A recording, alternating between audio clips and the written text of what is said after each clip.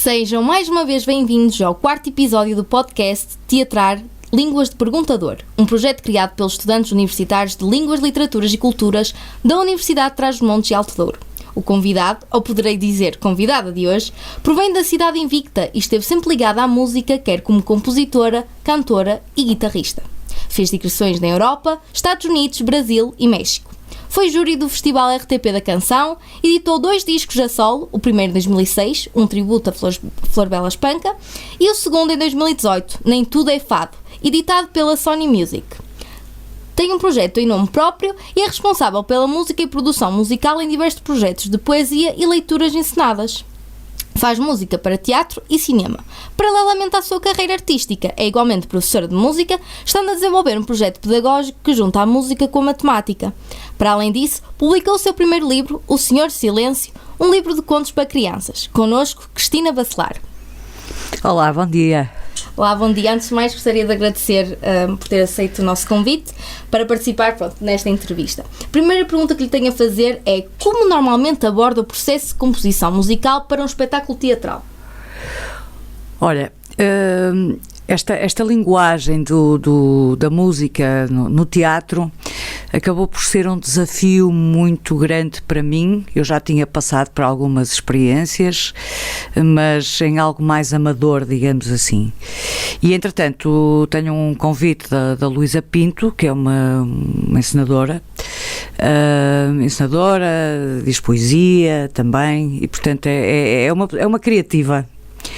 E a Luísa convidou-me, desafiou-me para fazer música para um projeto extremamente interessante e de facto eu tive que voltar a estudar, o que é sempre bom, porque cada vez que nós temos qualquer coisa de novo na música é sempre uma oportunidade para nós podermos aprofundar os nossos conhecimentos e podermos ir buscar outras coisas, obviamente. No meu caso, que tinha interesse, sou uma curiosa e gosto de ir sempre atrás de algo novo, algo de novo, para poder explorar. E de facto é uma linguagem diferente. Primeiro porque comecei a abordar outro tipo de instrumentos, nomeadamente o piano, em termos de instrumentos acústicos. Depois também comecei a explorar as novas tecnologias, que era algo que me faltava no meu currículo também, que eram os instrumentos MIDIs. Só que quando tu já vens dos instrumentos acústicos, foi sempre uma coisa onde eu estive extremamente ligada, é muito complicado tu depois conseguires arranjar uma sonoridade MIDI que te soe de facto um instrumento real. Um instrumento MIDI de um saxofone, de um violoncelo, de um violino, tem que ter depois um som manipulado para que depois possa parecer real.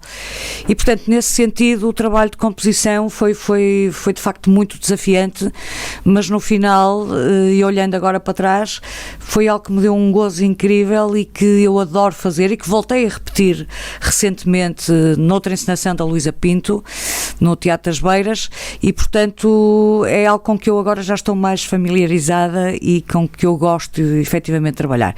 Eu acho que isto de manipular a música, de brincar com a música, é algo extraordinariamente importante e para quem compõe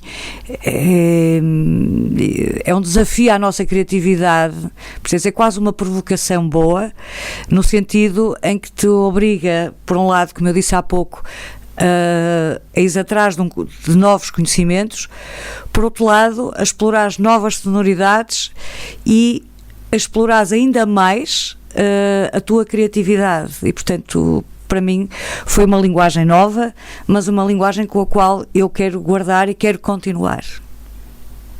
Qual é a sua inspiração ao criar músicas para o contexto teatral?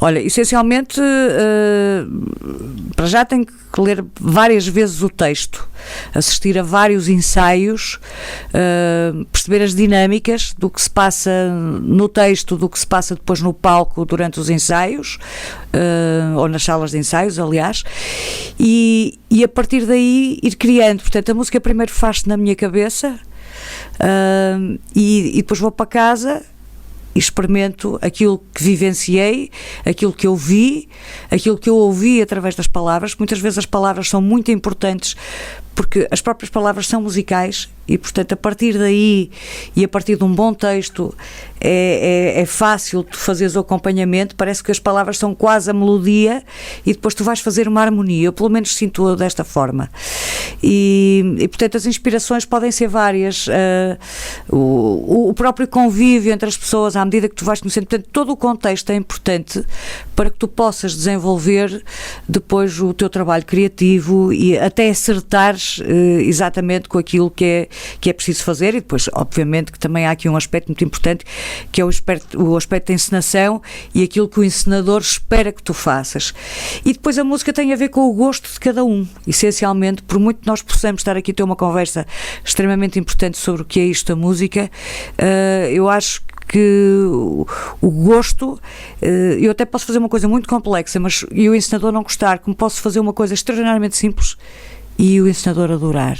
Portanto, aqui entra o nosso gosto, o gosto do encenador, que depois partilhando as suas ideias consigo, e foi isto que aconteceu, por exemplo, no Anónimo Não é Nome de Mulher, uma peça que eu fiz, digamos que foi a minha primeira grande experiência a nível de teatro e que andou a circular durante este ano e vai circular também no próximo ano, com a encenação do António Durães, portanto com a Luísa Pinto como atriz e com a Maria Quintelas, duas grandes atrizes em palco que de facto se desdobram em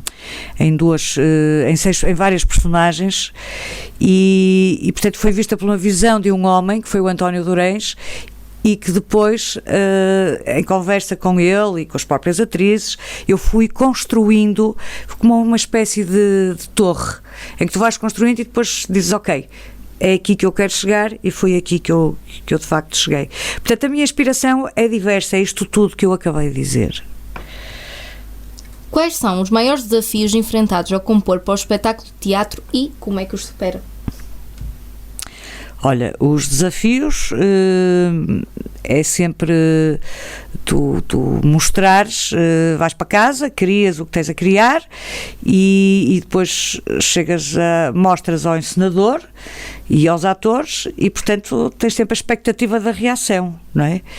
E o encenador diz-te, olha, se calhar aqui não queria assim, queria de outra forma, aqui quero uma coisa mais forte, mais tensa. Tudo tem a ver também com a própria dimensão do texto, com a forma como os atores trabalham o seu texto e, portanto, como isto era tudo novidade para mim, às vezes criava ali algum conflito interior que depois facilmente o resolvia em casa. Pensava, o que é que eu agora vou fazer? Porque para mim aquilo estava bem assim, mas aquilo era um trabalho de equipa e, portanto, a decisão final era sempre do encenador. E esse foi talvez o maior desafio, foi conhecê-lo, para perceber o que é que ele queria, porque nós às vezes também temos que ser um bocadinho psicólogos, não é? E tentar perceber o que é que as pessoas querem e esse pode ser um grande desafio, porque a criatividade, e para quem compõe, eu acho que não tem grande dificuldade. Claro que há momentos que te saem mais facilmente do que outros, mas eu acho que aqui a maior dificuldade é tu conheceres a pessoa com quem estás a trabalhar e tentares perceber o que é que ela quer e, juntamente com aquilo que ela quer, aquilo que tu queres fazer, aquilo que tu fazes, até chegarmos a um consenso final. Como trabalha em colaboração com o diretor e os atores durante o processo de composição?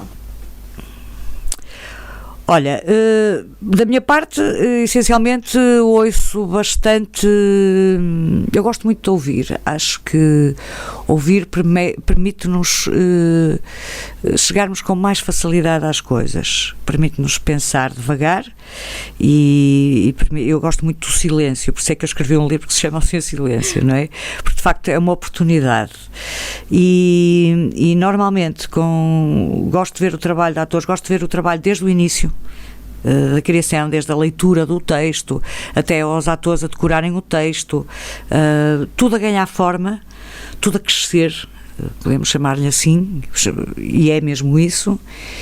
E depois ir dialogando com as pessoas. Gosto de conhecer as pessoas devagarinho e tentando perceber se de facto a minha música é confortável para o trabalho que eles estão a desenvolver, se o próprio encenador gosta daquilo que está a fazer. E aconteceu, por exemplo, num ensaio do O Anónimo Não é Nome de Mulher, aconteceu várias situações em que ele tinha levado a música, eu já tinha chegado à conclusão com o encenador e com os atores que era aquilo que de facto ia ser feito, mas que depois, por um gesto, por uma forma diferente de dizer uma frase, porque já conhecia melhor o encenador e como é que a cabeça dele funcionava relativamente àquilo que estava a ser feito, eu fui para casa e fiz algumas modificações essas que depois foram aceites e muito bem aceites e que de facto eu acho que foi um contributo para uma melhoria do trabalho que eu estava a desenvolver. Isto são sempre experiências que nós vamos fazendo, essencialmente, não é? Vamos experimentando, vamos vendo se funciona, será que é assim, será que não é? E eu gosto destas interrogações. Estas interrogações transportam-me depois, no final, para algo mais conclusivo e algo mais satisfatório, e algo que me dá mais prazer e gozo no sentido musical. E, portanto, é sempre por aqui que eu gosto de caminhar. Qual é a importância da música na narrativa de um espetáculo teatral? Pode acrescentar, pode retirar, pode estragar, pode contribuir para enfatizar ainda mais o espetáculo. Eu acho que a música é importante na nossa vida em todos os aspectos. Basta percebermos que um dos elementos da música é o ritmo e, portanto, nós temos um coração a bater. Portanto, é uma coisa que é inerente. E mesmo aquelas pessoas que dizem que não gostam de música, embora a mim me faça muita confusão, mas respeito e aceito perfeitamente, a música está em tudo. Portanto, a música na nossa vida acrescenta sempre qualquer coisa. Num texto, ela pontua essencialmente o texto, mas pode trazer muito mais do que isso. Pode trazer sensações. Olha, eu vou voltar a dar o exemplo do Anónimo Não é Nome de Mulher, porque há uma cena final que é feita pela Luísa Pinto, em que, de facto, eu não vou falar sobre o texto, porque acho que a Luísa irá depois falar melhor sobre isso. Sim. Mas, de qualquer forma, há uma cena, a cena final, que é uma cena que, por si só, e que nem tem texto, é completamente arrepiante. E digamos que é um soco no estômago mesmo, em que ninguém fica indiferente àquilo, em que eu vou acrescentar à dramaturgia da Luísa através dos acordes de um piano e de algo que está para trás. Portanto, acrescenta algo ali, fortalece ainda mais a sensação que a Luísa quer transmitir nesse momento, que é receber uns pertences de uma mãe que acabou de perder uma filha. Portanto, a música acrescenta sempre qualquer coisa, seja na palavra, seja na expressão, seja no gesto. Acho que há sempre qualquer coisa para acrescentar. Depois, se gostamos ou não, isso é outra questão. Exato. Como decide sobre os estilos musicais a serem utilizados em uma peça de teatro específica? Olha, depende do gosto, mais uma vez, do encenador. Eu tenho um gosto bastante eclético, ou seja, eu gosto de música essencialmente, e vou do jazz ao blues, ao rock, à bossa nova, ao flamenco e agora à própria música contemporânea, e portanto eu gosto de experimentar. O meu estudo é um verdadeiro laboratório. E de facto depois decido, consoante aquilo que numa primeira conversa, numa primeira abordagem, qual o estilo que de facto irei seguir.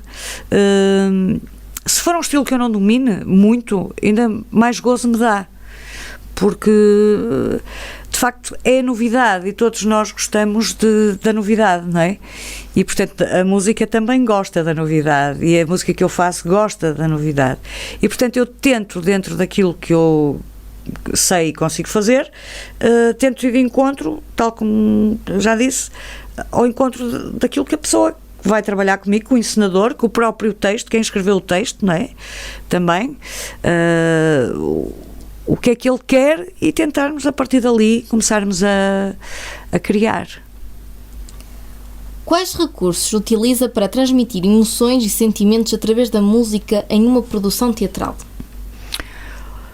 Olha, há várias técnicas que existem para nós fazermos isso. Por exemplo, eu dou-te um exemplo, se calhar que é mais explícito. Numa narrativa de animação, tu tens a própria escala que pode ser alterada e que já dá por si só, por exemplo, tocas o Dó, Ré, Mi, Fá, e este Dó, Ré, Mi, Fá dá-te uma determinada, transporta-te para um determinado universo, mas se fizeres Dó, Ré, Mi, Fá sustenido, ele vai-te transmitir uma coisa mais brilhante, vai transmitir, por outro lado, uma coisa também que pode ter suspense, e portanto tu podes jogar com uma data de fatores e de elementos da própria música, as escalas, o andamento, sei lá, os próprios instrumentos musicais, não é? E o Dó, Ré, Mi, Fá sustenido dá-te um universo também de fantasia, por isso é que eu falei na animação. Portanto, tudo depende daquilo que eu quero transmitir, a própria dinâmica, a intensidade com que eu toco, pode ser mais forte, pode ser mais piano, percebes? Há aqui toda uma data de elementos que são fundamentais, que eu olho para aquilo que me foi dado, para o texto, para a forma de cada ator interpretar aquilo que está escrito, para a forma como o encenador quer que aquilo seja feito, quer pelos atores, e portanto a música poderá, como eu disse há pouco, pontuar, tirar, acrescentar, etc. E pode, sobretudo estes elementos, podem-te levar de facto para diversos universos, portanto a súmula disto tudo faz com que depois no final, seja o universo que for, aquilo está lá. Quais são as principais diferenças entre compor para peças teatrais de diferentes géneros? As principais diferenças depende do texto, não é?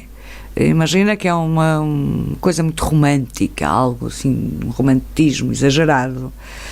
Obviamente que se calhar os instrumentos que eu vou escolher, não vou tocar uma rocalhada ali, nem vou tocar música. Até poderia.